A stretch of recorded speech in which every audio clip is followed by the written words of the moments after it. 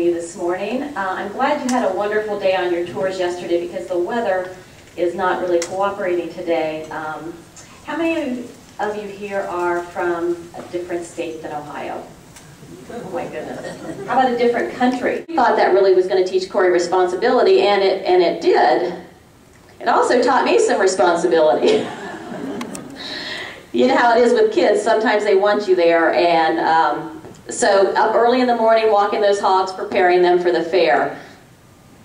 So time goes very, very quickly, and before we knew it, it was time for Corey to go to college.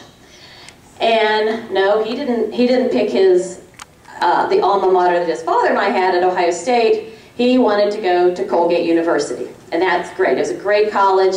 It's in upstate New York, a 9-hour drive away. So here we are back in the car. We put tons of miles on cars. They don't last us very long. But it was a really good decision for him to go there. But now, like many of you, you dedicate your lives to your home and your children, and then you become empty nesters. How many of you in here are empty nesters? Yeah. After you get used to it, it's okay.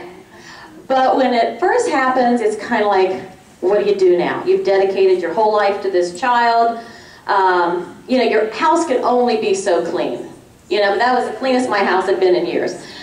You can only make so many scrapbooks. You can only go have lunch with your friends so many times. So I needed to find something that I was passionate about and something to do. So in 2007, we made our first trip to China.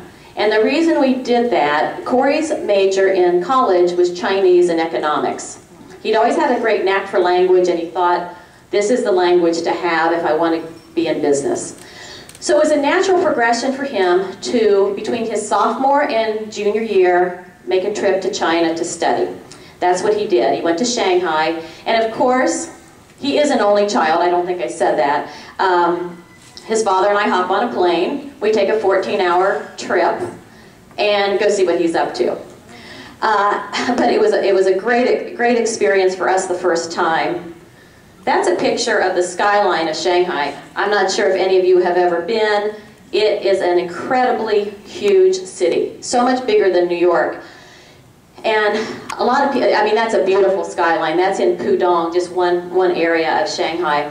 But people ask me, oh my gosh, Debbie, what a great picture. You got fireworks. Look at the timing of that picture. Well, actually, I must confess, those are not fireworks. That's a reflection of a chandelier in a high-rise restaurant that we were in. But it really makes a great story, and I have this on my screensaver on my laptop. It just brings back fond memories. Yeah, when we developed that picture, I said, oh my gosh, that looks just like fireworks. So, on our first morning there, Corey was in school all day, so we were on our own. And we were really nervous about it. It's a huge city. My husband and I, neither of us speak Chinese. Unless we wanted to stay in the hotel all day and watch Chinese TV, we'd better get some guts and go out and see what this city's all about.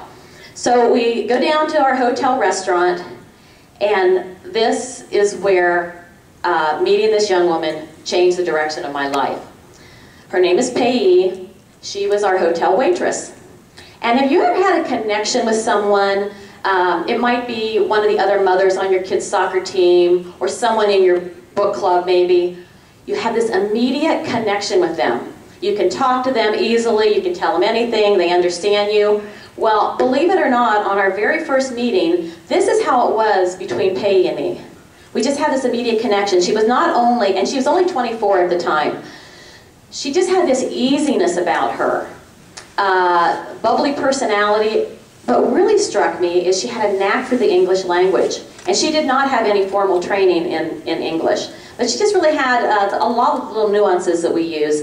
So my husband and I expressed to her that we were really nervous about going out and sightseeing and getting out in Shanghai, and she says, don't you worry. She said, let me put my cell phone number in your cell phone. If you get lost, dial it, give it to the cab driver, and we will get you back.